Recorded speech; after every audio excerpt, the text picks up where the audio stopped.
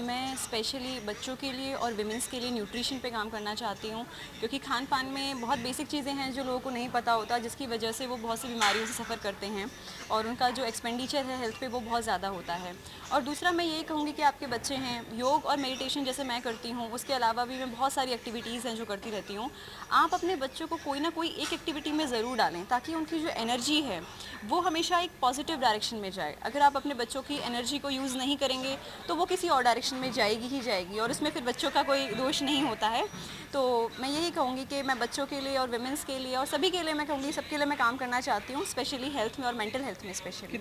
मेहनत तो जितने जैसे सब बच्चे करते हैं, मैंने भी कोई वैसे ही करी है। 4 से 5 घंटे मैं पढ़ती थी नॉर्मली, और क्या कहते हैं, जैसे जब एग्ज़ाम टाइम आता था तो आवर्स जो होते हैं वो नेचुरली बढ़ जाते हैं, तो 7 से 8 घंटे भी पढ़ती थी। जब मेंस दिया था तो सिर्फ रोज़ 3 घंटे 4 घंटे ही रात में मुझे सोने के लिए मिलता था, बाकी रिवीजन।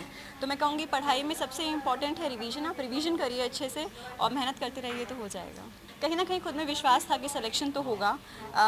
जैसे दीदी हैं तो हम लोग डिस्कस कर रहे थे घर पे, तो वो मुझे बोल रही थी कि तुम्हारा अंडर 5 रैंक आ जाएगा। तो सबको उम्मीद थी, हाँ, लेकिन कभी कभी होता था कि खुद पे सेल्फ डाउट होता था कि हो पाएगा या नहीं हो पाएगा। तो जिस दिन अभी रिजल्ट आया है कल, उसी से मैं सुबह ही मैं अपना दूसरे मीन्स का एक एडमिट कार्ड डाउनलोड करके मैं अपने भाई को भेज रही थी कि आप मेरा ये निकलवा दीजिए, नहीं हुआ तो फिर दोबारा मीन्स दूंगी। तो बाकी बच्चों से यही कहूँगी कि आप बस लगे रहिए और अपनी मेहनत को सही डायरेक्शन में रखिए और कुछ ना कुछ करते रहिए, ताकि आप पॉजिटिवली मोटिवेटेड रहें और अपने सराउंडिंग में आप ऐसे लोगों से बात करें जो आपको पॉजिटिव डायरेक्शन में ही मोटिवेट करेंगे। श्रेय में सबसे पहले अपने जो मेरे स्पिरिचुअल मास्टर हैं, जिनसे मैंने योग साधना सीखी है, उन्हीं से मुझे मेरा जो कहूँगी कि जीवन को देखने का नज़रिया है वो बदल गया। उससे पहले मैं बहुत ज़्यादा अपनी लाइफ में ही रहती थी और आसपास के लोगों से कोई मतलब इतना था नहीं, लेकिन धीरे धीरे जब हुआ, मैं नेपाल गई, हिमाचल प्रदेश गई, वहाँ मैंने लोगों के साथ काम किया, गरीब लोगों के साथ। तो मैंने देखा कि वो लोग बहुत कम रिसोर्सेज में भी इतने खुश रहते हैं कि हमारे पास सब कुछ होते हुए भी हम सिर्फ अपने चीज़ों में रोते रहते हैं कि ये नहीं है वो नहीं है। तो यही सब चीज़ें हैं। और बाकी हाँ, मेरी लाइफ में सबसे बड़ा टर्निंग पॉइंट जो है वो योग और साधना जो है। मैं सबसे ये कहूँगी कि आप अपने लाइफ में अपने माइंड को बैलेंस करने के लिए, क्योंकि सबसे इम्पॉर्टेंट है आपका ब्रेन, आप अपने ब्रेन को कैसे बैलेंस कर सकते हैं और अपना एक सुंदर जीवन जी सकते हैं, इस पे आप वर्क करिए। तो मैं grace of God and grace of my gurus इसी पे बिलीव करती हूँ। देखिए, जैसे हरियाणा में होता है, लड़कियों की पढ़ाई को लेके कोई इतना मतलब नॉर्मली फैमिलीज़ में भी सीरियसनेस इतना नहीं होती है स्टार्टिंग में, लेकिन जैसे कि मैंने आपको बताया कि मैं ये जानती हूँ कि मेरी मेमोरी इतनी अच्छी नहीं थी, लेकिन पढ़ाई में अच्छा करना था, तो मुझे किसी भी तरह वर्क करना था। तो मैंने धीरे धीरे मेहनत करनी शुरू करी। 12th में मैं फ़िज़िक्स में फ़ेल थी, ये भी मैं बताना चाहूँगी उन बच्चों के लिए जो सोचते हैं कि आप सब चीज़ में अच्छे होने चाहिए। लेकिन मैं स्पोर्ट्स में बहुत ज़्यादा रही हूँ, वॉलीबॉल और हैंडबॉल खेलती थी, तो फ़िज़िक्स में मेरे नंबर अच्छे नहीं आ पाए, ऑल्दो फिर मैंने उसको अपना इम्प्रूव कर लिया था।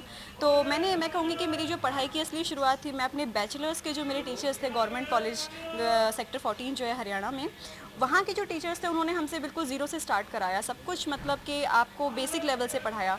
सबसे ज़्यादा मैं श्रेय पढ़ाई के मामले में उनको देना चाहूँगी कि जहाँ से मेरा इंटरेस्ट डेवलप हुआ पढ़ाई के लिए। उसके बाद मैं आईपी यूनिवर्सिटी में गई, जेएनयू में गई, तो वहाँ पे आप जब जाते हैं तो आपको एक्सपोजर मिलता है कि दुनिया में चल क्या रहा है। मेरे टीचर्स बहुत सपोर्टिव थे, तो उन्होंने मुझे अलग अलग बाहर जाने का मौका भी दिया कि तुम सीखो कि काम कैसे होता है। तो यही सब चीज़ें थी कि धीरे धीरे फिर जीवन बदल गया। मेरे माता पिता ने, मैं कहूँगी सबसे बड़ा उनको श्रेय जो है अपने माता पिता को मैं ये कहूँगी कि शायद पढ़ाई के लिए इतना नहीं था, लेकिन हमारे घर में रोक टोक नहीं थी। मेरे भाई को शायद 6-7 बजे के बाद घर से बाहर जाना अलाउड नहीं है, लेकिन हम लोग कहाँ जाते हैं, कहाँ आते हैं, किससे बात करते हैं। मेरा फ़ोन अगर बिज़ी जा रहा है तो पिताजी ने आज तक ये नहीं पूछा कि तुम किससे बात कर रही थी। ये अपने आप में एक बहुत बड़ी बात होती है, क्योंकि हरियाणा में मैं देखती हूँ कि आजकल माँ बाप की सोच इतनी बड़ी नहीं है। तो आपको अगर कुछ बड़ा करना है तो सोच भी बड़ी होनी चाहिए, और सही सोच के साथ ही आप कोई सही काम कर सकते हैं। जो बाकी और बच्चियां हैं, लड़कियां हैं, उनसे सिर्फ यही कहूँगी कि आप खुद में विश्वास रखिए। आप हमेशा ये देखिए कि आप बुरी से बुरी परिस्थिति में अच्छा क्या कर सकते हैं। तो हमेशा अपनी एक एटीट्यूड आप बनाइए कि आपको सिर्फ और सिर्फ पॉजिटिव की तरफ ही मूव करना है, क्योंकि आप बाहर देखेंगे दुनिया में तो मोस्टली हम नेगेटिव चीज़ की तरफ ज़्यादा अट्रैक्ट होते हैं। तो बस यही कहूँगी कि आप अपने जो रोल मॉडल्स हैं और उनको हमेशा श्रेय दे के चलें, अप्रिशिएट करें, ग्रेटफुल रहें अपनी लाइफ के लिए कि आपको जो मिला है you are grateful for that. एक अधिकारी के रूप में जो मुझे काम दिए जाएंगे उसको तो मैं अच्छी तरह करूँगी ही, लेकिन मैं एक इंडिविजुअल लेवल पे क्या कर सकती हूँ, मेरा फोकस वहाँ होगा कि आपको पद मिला है, पावर मिली है, पोजीशन मिला है, उसके साथ ज़रूरी ये है कि उसका सही उपयोग किया जाए।